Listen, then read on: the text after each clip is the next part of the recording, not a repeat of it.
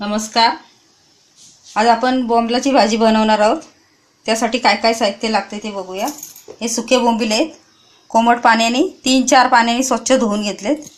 हा कांदा लागेल फोडणीसाठी, मिरची, टोमॅटो, हळद, मेथी पावडर थोडीशी, तेल, कोथिंबीर, मीठ पाहिजे आपल्याला चवीनुसार। बटाटे 2-3 कट करून सालीसकट स्वच्छ धुवून घ्यायचे, पाणी लागेल थोडं। आता आपण तेल टाकून घेऊया। कढई तापत ठेवली। ही मिरची टाकून केलेली भाजी आहे बोंबलाची।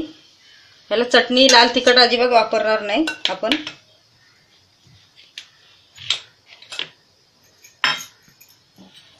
तेल तापतंय आपलं। आपण कांदा टाकून घेऊया।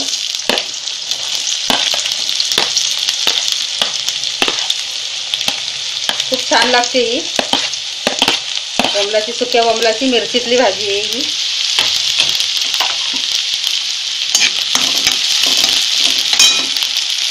मीठ टाकूया चवीनुसार।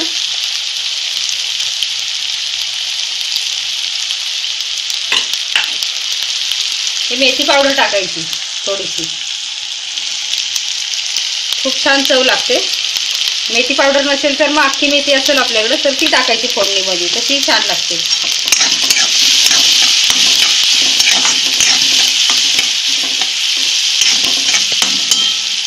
आता हळद टाकूया।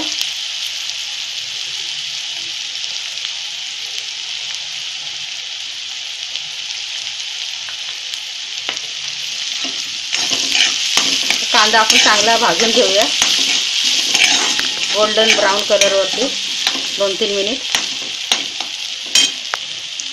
तर कांदा भाजलाय आपला चांगला। आता मिरची टाकून घेऊया। हे 4 ते 5 मिरच्या कट करून घेतलेल्या, तुमच्या आवडीनुसार घ्या तुम्ही। जास्त तिखट आवडत असेल तर जास्त घ्यायची। तर टोमॅटो टाकून घेऊया, एक कट करून घेतलेलं। थोडीशीच कोथिंबीर टाकायची आपण, हे भाजून घ्यायचं चांगलं।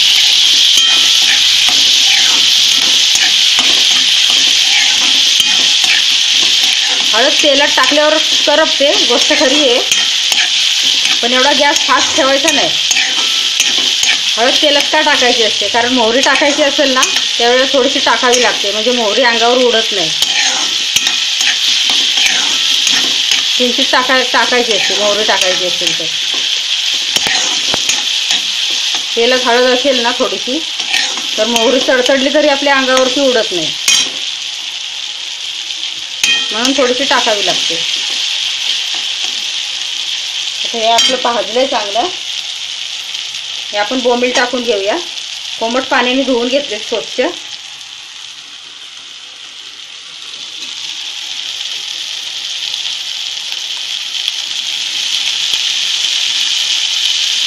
असं भाजून घेतले, नुसते सुके भाजून घेतले आणि धुतले तरी पण चालतात।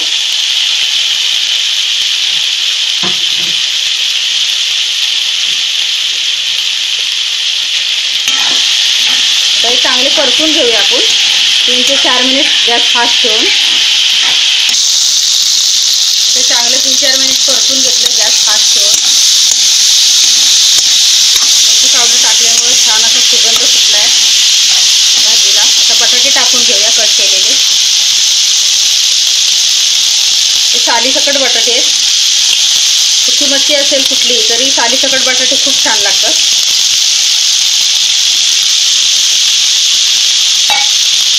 आणि ओलं खोबरं आपल्याकडे असेल ना तर नारळ फोडून टाकायचं याच्यात, ओल्या खोबऱ्याचं, तशी छान लागते।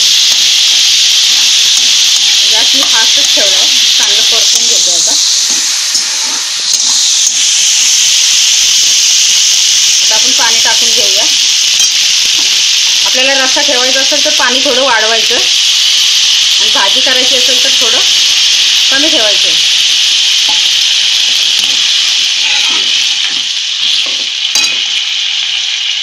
तर गॅस मध्यम ठेवून हे एक 10 ते 12 मिनिट आपण शिजवून देऊया।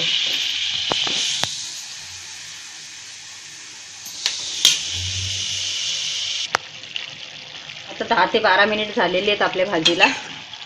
मी मधून मधून अशी चेक करून घेते हलवून. आपण आता बटाटा बघूया शिजलाय का. बटाटा पण चांगला शिजलाय. गॅस बंद करून घेते मी आता. कोथिंबीर टाकून घेऊया. ओला नारळ असेल तर खोवलेला तो पण टाकायचा, छान लागते भाजी.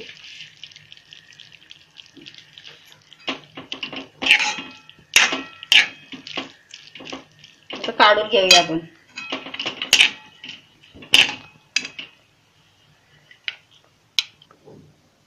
अशी आपली सुक्या बोंबल्याची मिरचीतली भाजी तयार झाली खाण्यासाठी.